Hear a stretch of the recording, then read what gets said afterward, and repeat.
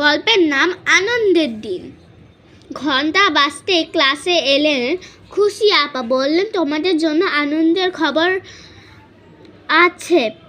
আমরা স্কুল থেকে ঘুরতে যাব। ক্লাসের সবাই আনন্দ হই হই করে উঠল। আপা বললেন, আমরা তাহলে কোথায় যেতে পারি? তপু বলল, আমরা জাদুঘরে যেতে পারি। রাজু বলল, শিশু পার্কে যেতে পারি। তুলি বলল, লালবাগ কেল্লায় যেতে পারি।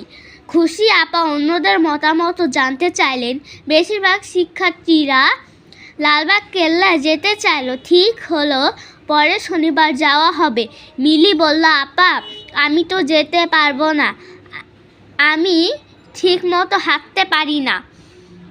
আপা বলার আগে তুলি বলল, তাতে কি হয়েছে, আমরা তো আছি, আমরা তোমাকে সাহায্য করব।